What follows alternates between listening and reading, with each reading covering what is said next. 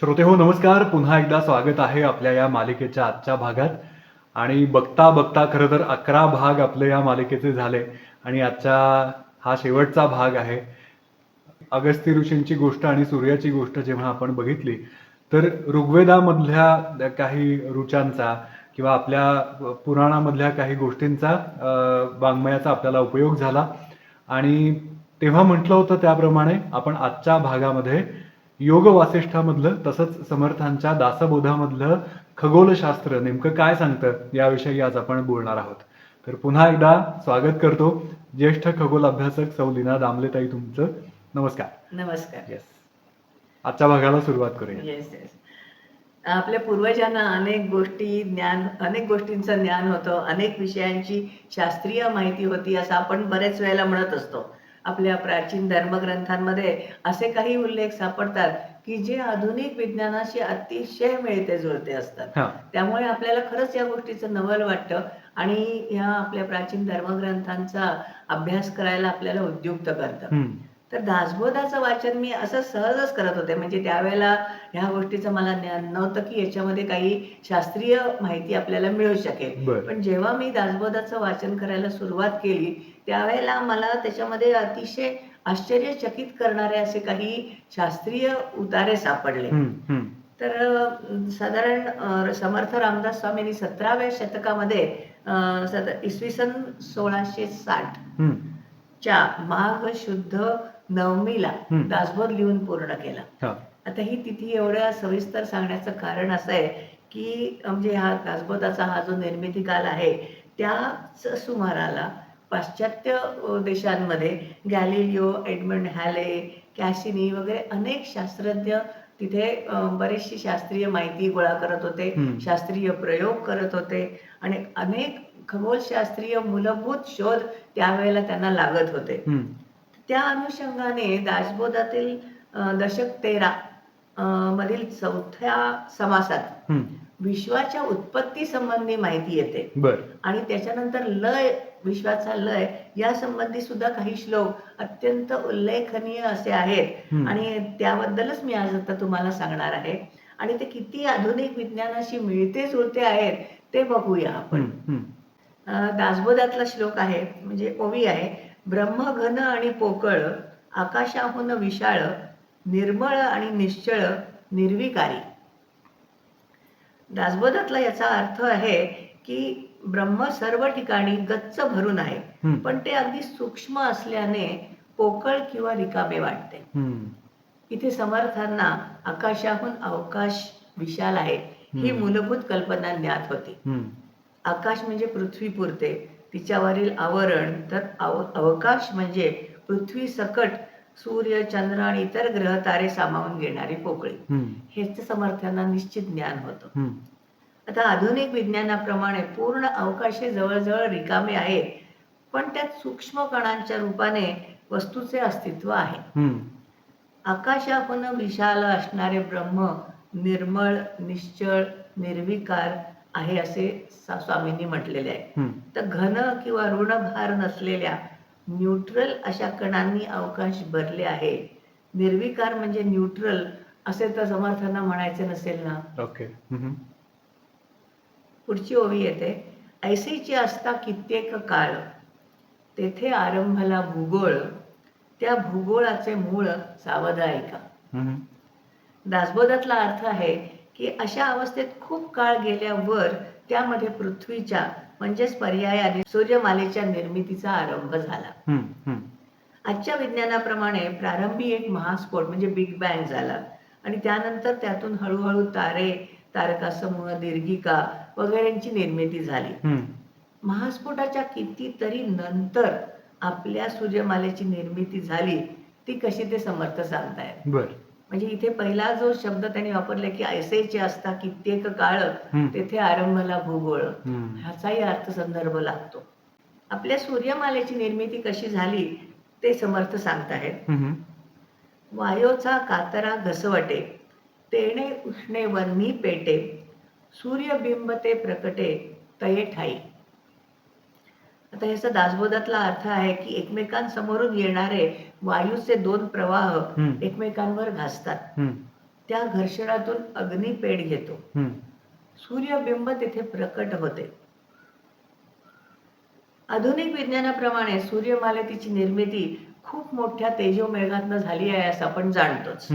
तर तेजोमेघातील कणांची ॲक्रिशन डिस्क तयार होऊन ती चक्राकार फिरताना सूर्य, पृथ्वी आणि बाकीचे ग्रह त्या त्या त्या ठिकाणी त्या त्या कक्षांमध्ये ते गोळे तयार होऊन तयार होतात. हे आपल्याला आधुनिक विज्ञान सांगतं. ॲक्रिशन डिस्क म्हणजे थोडक्यात एका केंद्रबिंदू भोवती थाळीच्या आकारात फिरणारे असंख्य कण. केंद्रबिंदूच्या ठिकाणी आणि त्याच्या भोवती फिरणाऱ्या वर्तुळाकार कक्षेत ठिकठिकाणी कण एकत्र येऊन एक एक गोळा तयार होतो आणि केंद्रबिंदूपाशी प्रचंड वस्तुमान जमा होते. त्यातील कणांच्या एकमेकांवरील दाबामुळे आणि आकर्षण शक्तीमुळे उष्णता निर्माण होऊन अणुभट्टी कार्यान्वित होऊ शकेल इतकी उष्णता किंवा अशी परिस्थिती तिथे निर्माण होते. त्यातून ऊर्जा निर्माण होऊन तेजोमय अशा सूर्याचा जन्म होतो. सूर्य तारा म्हणून झळकायला लागतो. समर्थांनी तरी वेगळं काय सांगितले आहे? त्यांनी म्हटलंय, सूर्य बिंबते प्रकटे तये ठाई, तेणे उष्णे वन्ही पेटे. पुढची ओवी अशी आहे की वारा वाजतो शीतळ, तेथे निर्माण झाले जळ, ते जळ आळोन भूगोळ निर्माण झाला. दासबोधातला अर्थ आहे, सूर्याबरोबरच इतर ग्रहांची आणि पृथ्वीचीही निर्मिती झाली. निर्मितीच्या वेळी पृथ्वी एक धगधगता तप्त गोळा होता. तो हळूहळू थंड होत गोठत गेला. पृथ्वीवरील पृष्ठभाग कठीण होऊन त्यावर पाण्याची निर्मिती झाली. जमीन आणि पाणी एकत्र आल्यावर जीवसृष्टीची निर्मिती झाली. नव्हे अनुमानाचे बोलणे, ह्याचा बरा प्रत्यय घेणे, वेदशास्त्र पुराणे प्रत्यय घ्यावी. समर्थ म्हणतात की हे नुसते कल्पनेचे बोलणे नाहीये, वेदशास्त्रे पुराणे यांचा अभ्यास करून प्रत्यक्ष अनुभवानेच ती स्वीकारावीत. प्रपंचात किंवा परमार्थात प्रत्यक्ष अनुभवाखेरीज कोणताही सिद्धांत स्वीकारू नये असे म्हणणारे समर्थ उभारणी निरूपण आणि प्रलय निरूपणासारखे समास लिहितात, हे लक्षात घ्यायला हवे. आता त्यांच्या पुढच्या भागामध्ये त्यांनी कल्पांताचे वर्णन केलेले आहे. चौथ्या समासामध्ये समर्थ कल्पांताचे वर्णन करतात. ते म्हणतात की उभारणीचा जो क्रम आहे त्याच्या बरोबर उलट संहारणीचा क्रम आहे. इथे आधुनिक खगोल विज्ञानातील बिग बँग ते बिग क्रंच हा सिद्धांत विचारात घ्यावा का? कारण विश्वाची निर्मिती एका महास्फोटातून झाली हे तर आतापर्यंत मान्य झालेलं आहे. मग हळूहळू तारे, दीर्घिका वगैरेंची निर्मिती झाली. अवकाशातील या दीर्घिका ज्यात अब्जावधी तारे असतात त्या एकमेकींपासून दूर जात आहेत असा शोध शास्त्रज्ञांना आता लागलेला आहे. म्हणजे विश्वाचे प्रसरण होते आहे हे आता माहिती झालेलं आहे. तर विश्वाच्या भवितव्याबद्दल काही शास्त्रज्ञांनी असा सिद्धांत मांडला आहे की हे सर्व जरी एकमेकांपासून दूर जात असले तरी कुठल्या तरी एका बिंदूपर्यंत ते जातील आणि तिथपासून परत फिरून ते परत एकत्र येतील आणि बिग क्रंच सारखी स्थिती निर्माण होईल. समर्थ इथे आपल्या सूर्यमालेचे आणि पर्यायाने आपले भविष्य सांगतायत. चौथ्या समासाच्या सुरुवातीला समर्थ म्हणतात, पृथ्वीस होईल अंत, भूतास मांडले कल्पांत, ऐसा समाचार साध्यंत, शास्त्री निरोपिला. पृथ्वीस होईल अंत म्हणजे पृथ्वीचा केव्हा तरी अंत होणार आहे हे समर्थांना माहित होतं. हेच केवढं तरी मोठं सत्य आहे आणि हे आपल्याला काय किंवा आपल्या प्राचीन काळी लोकांना किती माहित होतं. आताच्या पर्यंत म्हणजे जेव्हा पाश्चात्य देशांमध्ये शोध लागलेले नव्हते तोपर्यंत आपल्याला माहिती नव्हतं की या पृथ्वीचा काही अंत होणार आहे, त्याचा काही उगम आहे, हे काहीच आपल्याला माहिती नव्हतं. पण 1660च्या सुमारास समर्थांनी हे ठामपणे लिहून ठेवलेलं आहे. पुढे समर्थ म्हणतात की 12 कळी सूर्यमंडळा, किरणापासून निघती ज्वाळा, शतवरुषे भूगोळा दहन होय. सूर्याच्या किरणांमुळे ज्वाळा म्हणजे रेडिएशन्स म्हणायचं का बाहेर पडतील आणि त्यामुळे 100 वर्षे पृथ्वी जळत राहील. आपल्या सर्वांना माहिती आहेच की सूर्यापासून मिळणाऱ्या प्रकाशाचे जर पृथक्करण आपण केले हम्म. तर दृश्य प्रकाशाची 7 रंगाची छोटी पट्टी दिसते हम्म. आणि त्या पट्टीच्या एका बाजूला निळ्या रंगापलीकडे अतिनील म्हणजे अल्ट्राव्हायलेट, हम्म. मग एक्स रे, मग गॅमा रे आणि लाल रंगाच्या पलीकडे अवरक्त किरण म्हणजे इन्फ्रारेड आणि रेडिओ, हे सर्व वेगवेगळ्या तरंग लांबीचे पट्टे दिसतात बरोबर. जे आपल्याला साध्या डोळ्यांनी दिसत नाहीत. हम्म. दृश्य प्रकाशाचे 7 आणि एक्स रे, गॅमा, अतिनील, अवरक्त आणि रेडिओ हे 5 असे मिळून बरोबर 12 होतात. हम्म. तर समर्थांनी म्हटलंय 12 कळी सूर्यमंडळा. तर हा निव्वळ योगायोग समजायचा का? ओके. का त्यांना यातली काहीतरी सखोल माहिती होती हम्म. असं आपण समजायचं. हम्म. यानंतर ते म्हणतात की शतवरुषे भूगोळा दहन होय. हम्म. हे अक्षरशः खरे आहे. कारण सूर्याच्या पोटातील इंधन संपल्यावर सूर्यही रेड जायंट स्थितीला पोहोचणार आहे. हम्म. आणि आपण बघितलंच आहे की रेड जायंट स्थितीला पोहोचलेला तारा हा मृत्यूपंथाला लागलेला तारा असतो. हम्म. प्रत्येक ताऱ्याचा एक आयुष्यक्रम असतो हे आपल्याला माहिती आहे. हम्म. जोपर्यंत त्यात हायड्रोजनचे इंधन असते तोपर्यंत हायड्रोजन पासून हेलियम तयार होत त्यातून ऊर्जा निर्माण होत राहते. हम्म. हम्म. ते इंधन संपले की त्या त्या ताऱ्याच्या वस्तुमानाप्रमाणे त्याचा शेवट होतो. इंधन संपल्यानंतर आतील ज्वलन क्रिया थंड पडते. त्यानंतर अनेक कायिक आणि रासायनिक क्रिया होऊन ताऱ्याच्या बाहेरचे आवरण फुगते म्हणजे एक्सपांड होते. हम्म. हे आपण मागच्याच भागामध्ये रेड जायंटच्या संदर्भामध्ये बघितलेलं आहे. तर तो तारा प्रचंड मोठा होतो. हम्म. हम्म. आवरण बाहेर फेकले गेल्याने मुख्य ताऱ्याच्या पेक्षा त्याचे तापमान कमी होते आणि त्यामुळे ते आवरण लाल दिसते हम्म. आणि म्हणून त्या स्थितीला रेड जायंट तारा म्हणतात. तर लाल राक्षसी तारा. रेड जायंट स्थितीला जेव्हा सूर्य पोहोचेल तेव्हा त्याच्या वाढलेल्या आवरणामध्ये बुध शुक्रासह पृथ्वी लुप्त होईल. बर. हा. त्यावेळी पृथ्वीची अवस्था काय होईल ह्याची सहजच कल्पना आपल्याला करता येईल. हम्म. म्हणजे ह्याची सुरुवातच जेव्हा व्हायला लागेल हम्म. तेव्हाच आपल्या पृथ्वीवर अवस्था अत्यंत बिकट झालेली असेल. बरोबर. सिंधू नद्या एकवटल्या म्हणजे सुरुवातीला जेव्हा उष्णता वाढत जाईल हम्म. त्यावेळेला बर्फाचे पोलर रिजन्स सगळे विरघळतील वितळतील. हा. आणि ते म्हणतात त्याप्रमाणे सिंधू नद्या एकवटल्या, हम्म. नेणो नभीहून रिसवल्या, संधीच नाही धारा मिळाल्या अखंड पाणी. हम्म. सप्त सिंधू आवरणी गेले, आवर्ण वेडे मोकळे झाले, जलरूप जालिया खवळले प्रळये पावक. हम्म. हम्म. हम्म. म्हणजे चक्क उकळायला लागेल कदाचित हे हो, वितळून पाणी. हो, हो. बर बर बर. आणि त्याच्यानंतर त्याची वाफ होणार. वाफ होणार. कारण नॅचरली उष्णता जशी वाढेल हम्म. आधी बर्फ आहे त्याचं पाणी होणार, त्या पाण्याची वाफ होणार आणि मग सगळा ठणठणाट होणार. बरोबर. तर सूर्याच्या वाढलेल्या आकारमानामुळे हम्म. पृथ्वीवर तापमान वाढेल. हम्म. त्या सर्वप्रथम सर्व ध्रुवीय बर्फ वितळेल, समुद्राच्या पाण्याची पातळी वाढेल.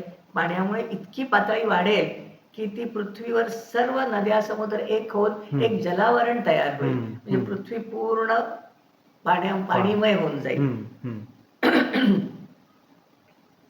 ब्रह्मांडा ऐसा तप्त लोहो, शोषी जळाचा समूह, हम्म. तैसे जळास झाले पाहो अपूर्व मोठे. तेणे आटोन गेले पाणी, असंभाव्य माजला वन्ही, तया वन्हीच केली झडपडी प्रळय वाते. हम्म. सूर्याच्या उष्णतेमुळे पृथ्वीवर निर्माण झालेले जलावरण सगळे आटून जाईल. हम्म.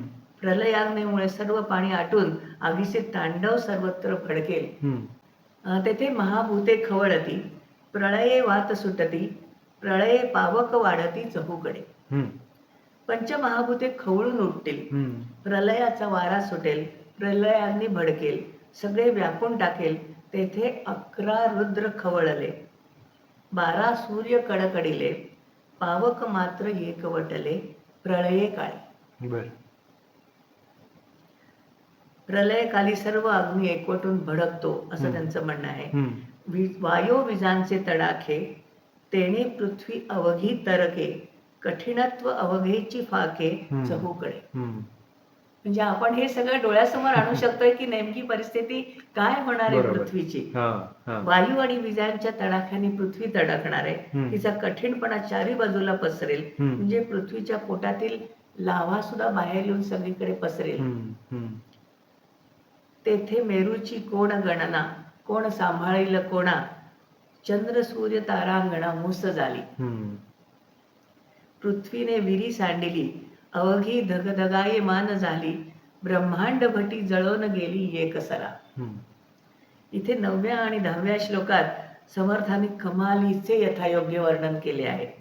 या दोनच श्लोकांसाठी समर्थांबद्दल किती बोलू व किती नाही असं मला तर नेहमीच वाटतं. त्यासाठी त्यांना शतशः नमस्कार आहे खरोखर. जिथे चंद्र सूर्य पृथ्वी या सगळ्यांचा एकच गोळा होऊन जाईल हम्म. म्हणजे मूस झाली असे ते म्हणतायत आणि प्रत्यक्षात तसं होणार आहे. हम्म. तिथे मेरू पर्वताला कोण विचारतं? बरोबर. जिथे चंद्र सूर्य संपून जाणार आहे तिथे एक मेरू पर्वत काय करणार आहे? सूर्याच्या लाल राक्षसी आवरणात बुध शुक्र सकट चंद्र पृथ्वी सूर्य यांचा एकच गोळा होऊन जाईल. हम्म. शब्द शब्द खरा आहे अक्षरशः. हम्म. श्लोक 10 मध्ये समर्थ म्हणतात पृथ्वीची पूड होते, हम्म. विहिरी सांडली यापेक्षा योग्य शब्द असूच शकत नाही. ती उष्णतेने धगधगू लागते, ब्रह्मांडामध्ये पेटलेल्या भट्टीत ती जळून जाते. हम्म. हेही शब्दशः खरे आहे. सूर्याच्या अंतरंगात अणुभट्टीच धगधगत असते. हम्म. त्या अणुभट्टीत पृथ्वी चंद्र वगैरे सगळे जळून जाते. कालांतराने सूर्याचाही अंत होणारच आहे. उदंड पोकळी थोडा वारा, तेणे वितळून गेला सारा, पंचभूतांचा पसारा आटोपला. अच्छा. पृथ्वीवरील प्रलयाग्नीत सर्व वस्तू जळून जातील. त्यानंतर सुटलेल्या प्रलयवातात सर्व जळून गेलेले पदार्थ म्हणजे त्यांची राख किंवा धूळ नाहीसे होतील. पृथ्वीचे अस्तित्व संपेल, ती अवकाशात विरून जाईल. अवकाशाची पोकळी अनंत उदंड असते, त्यात हा वारा कुठल्या कुठे नाहीसा होईल. पंचभूतांचा पसारा आटपेल, संपेल. थक्क करून सोडणारे असे पृथ्वीच्या अंतकाळाचे वर्णन समर्थांनी त्या काळात करून ठेवलेले आहे. आधुनिक विज्ञानाने वर्तवलेले पृथ्वीचे भविष्य यापेक्षा जराही वेगळे नाही. आता आपण दासबोधातील विज्ञान बघितलं म्हणजे खगोलशास्त्र बघितलं, पृथ्वीची उत्पत्ती स्थिती लय याबद्दल दासबोधात समर्थांनी किती सविस्तरपणे लिहून ठेवलंय ते बघितलं. तसंच योग वासिष्ठ या ग्रंथामध्ये सुद्धा खूप उल्लेखनीय अशा गोष्टी मला सापडल्या. तर योग वासिष्ठ हा ग्रंथ म्हणजे वसिष्ठ ऋषी आणि श्रीराम यांच्यातला संवाद आहे. तर त्या संवादामध्ये वसिष्ठ श्रीरामांना काही गोष्टी सांगतायत आणि त्या गोष्टी एकंदर आपल्या अंतरिक्षाबद्दल ब्रह्मांडाबद्दल त्यांना किती ज्ञान होतं, आपल्या पूर्वजांना किती माहिती होतं हे त्या गोष्टींमधून आपल्याला समजू शकतंय. तर श्रीराम आणि वसिष्ठ यांच्यातली प्रश्नोत्तर आपल्या अशा स्वरूपाची होती की आता वसिष्ठ श्रीरामांना सांगतायत, ते म्हणतायत की पिपिलिकानानां महतां व्योम्नि वर्तुललोष्टके दशदिक् मदपादः पृष्ठमूर्ध्व मुदाहृतम्. आता हा जो श्लोक आहे तो येतो उत्पत्ती प्रकरण सर्ग 30 मध्ये. तर त्याचा अर्थ असा होतो की एखादा प्रचंड गोल अधांतरी फिरतो आहे आणि त्यावर सहस्रावधी मुंग्या वावरत आहेत आणि प्रत्येकीला वाटतंय की आपले पाय जमिनीला आहेत आणि पाठ वरती आहे आकाशाकडे. तर प्रत्येक मुंगीच्या पायाकडचा भाग खालचा आणि पाठीकडला भाग वरचा आहे. आता तो गोल कोणत्याही दिशेला जरी फिरला, कसाही फिरला तरी त्या मुंग्या नेहमीच त्या गोलाला चिकटून राहणार आहेत, खाली पडणार नाहीये. ते केवळ त्या गोलाच्या म्हणजे पृथ्वीच्या आकर्षणामुळे. ब्रह्मांडामध्ये खाली आणि वर या शब्दांना अर्थ नाहीये हेही वसिष्ठ इथे नमूद करतायत. तर पृथ्वी गोल आहे आणि तिच्यात जे तिच्या पृष्ठभागावर आहेत त्यांना आकर्षण घ्यायची शक्ती आहे. ही दोन अतिशय महत्वाची विधानं वसिष्ठ इथे करतात, तेही पाश्चात्य शास्त्रज्ञांच्या कितीतरी आधी. बरोबर. पृथ्वी गोल आहे हेच मान्य करायला पाश्चात्य शास्त्रज्ञांना किंवा पाश्चात्य लोकांना किती काळ गेला हे आपल्याला माहिती आहे. अजूनही सपाट पृथ्वी मानणारे काही महाभाग आहेत. त्यामुळे पृथ्वी गोल आहे हे आपल्या प्राचीन ग्रंथामध्ये येतं. एवढंच कशाला, वराह अवतारामध्ये सुद्धा त्याच्या सुळ्यांवर पृथ्वी जी दाखवतात ती गोल आहे. ह्याच्यावर सुद्धा आपण खरं तर लक्ष वेधलं पाहिजे की आपल्याला फार प्राचीन काळापासून पृथ्वी गोल होती हे मान्य आहे, हे माहिती आहे आणि तिच्यामध्ये काहीतरी आकर्षण शक्ती आहे. म्हणजे गुरुत्वाकर्षणाचा शोध खरं तर न्यूटनच्या कितीतरी आधी आपल्याकडे लागलेला होता, पण तो आपल्या हातून गेला. ते कुठेतरी पुरावे नष्ट झाले, नाहीतर आपल्याकडे तो श्लोक होताच होता. हम्म. तर वसिष्ठ इथे पुढे म्हणतात की प्रत्येकस्याण्ड गोलस्य स्थितः कटकरत नवत भूताकृष्टी करो भावः पार्थिवा पार्थिवाः स्वस्वभावातः. हम्म. याचा अर्थ वसिष्ठ म्हणतात की रामा, भूगोलामधील स्वाभाविक आकर्षण शक्तीमुळे हम्म. ही जलादी आवरणे म्हणजे माती, पाणी, अग्नी, वायू आणि आकाश हम्म. ही जी आवरणं आहेत ती भूगोलाला चिकटून राहिली आहेत. हम्म. ह्याच्या इतकं निखळ शास्त्रीय विवेचन आपल्या प्राचीन ग्रंथामध्ये येतं आणि त्याकडे आपण दुर्लक्ष करतो, हे अक्षम्य चूक आहे आपली. नक्कीच, खरं आहे. त्याचसाठी आपल्या प्राचीन ग्रंथांचा खूप अभ्यास करणं गरजेचं आहे. हम्म. त्यातनं रहस्य उकलून काढणं आपल्याला फार गरजेचं आहे. हम्म. म्हणजे आपण आपल्या आपल्या ज्या धर्मग्रंथातलं जे ज्ञान आहे, हम्म. प्राचीन ग्रंथातलं ज्ञान आहे, हम्म. ते जगासमोर ठामपणे मांडू शकतो. निश्चितपणे. आतापर्यंत आपण खगोलशास्त्रावरचे 12 भाग बघितले. वेळाचं आणि याचं रिस्ट्रिक्शन असल्यामुळे ह्याच्यात बरंच काही सांगण्यासारखं आहे. नक्कीच. ते सगळं काही सांगता आलेलं नाहीये, मला मान्य आहे. पण ह्या गोष्टींवरनं मी तरुण संशोधकांना असं आवाहन करीन की त्यांनी आपल्या प्राचीन धर्मग्रंथांचा अगदी जरूर अभ्यास करावा. बरोबर. बऱ्याच वेळेला काय होतं की संस्कृतमध्ये धर्मग्रंथ असल्यामुळे बऱ्याच जणांना आडकाठी येते. पण आता तसं काही राहिलेलं नाहीये. असंख्य संस्कृत ग्रंथांचे आपल्या भाषांमध्ये, वेगवेगळ्या भाषांमध्ये म्हणजे मराठीमध्ये सुद्धा भाषांतरं झालेली आहेत. आपल्याला नेटवरनं बरेचसे ग्रंथ उपलब्ध आहेत. झालंच तर दासबोध, ज्ञानेश्वरी, योग वासिष्ठ यांचे तर हार्ड कॉपीज आपल्याला सहज उपलब्ध असतात. अगदी. तर ह्या ग्रंथांवरनं त्यातल्या अगदी साध्या साध्या गोष्टी वाचून त्यातले काही जर अशी काही क्लिष्ट वाटणाऱ्या गोष्टी असतील, काही कोडेड फॉर्ममध्ये आहे असं वाटत असतील, तर त्याचा खोलात जाऊन अभ्यास करा. नक्की हे ग्रंथ वाचा आणि नुसतं खगोलशास्त्रच नाही, इतरही शास्त्र त्याच्यामध्ये भरपूर आहेत. उदाहरणार्थ आयुर्वेदाचे भरपूर ज्ञान आपल्याकडे होतं. अनेक शास्त्र होती. केमिस्ट्रीचं ज्ञान सुद्धा आपल्याकडे भरपूर होतं. म्हणजे ह्याच्यामध्ये प्राचीन ग्रंथांमध्ये असा उल्लेख आहे की पाऱ्यापासून सुवर्ण तयार करण्याचं रहस्य आपल्या एका रसायन प्रदीपिका नावाच्या ग्रंथामध्ये आहे. त्यामुळे केमिस्ट्री सुद्धा आपली तयार होती, खूप पुढे गेलेली होती.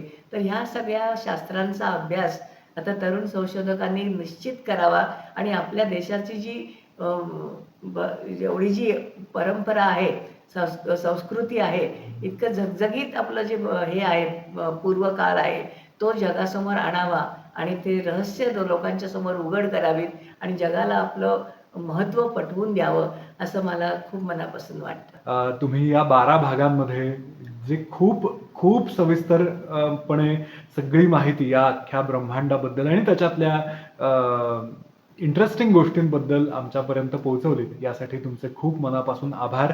आणि इतक्या सोप्या शब्दामध्ये ती सांगितल्यामुळेच खरं तर त्याच्यामध्ये इंटरेस्ट अजून निर्माण होईल याची खात्री वाटते. श्रोते हो, तुम्हाला सुद्धा ही मालिका नक्की आवडली असेल, तेव्हा आपल्या अनेक मित्रमंडळींना, आपल्या परिचितांना, नातेवाईकांपर्यंत ही मालिका अवश्य पोहोचवा आणि ऐकत राहा PCT's Infinity 90.4 FM, reflecting you. Thank you. धन्यवाद.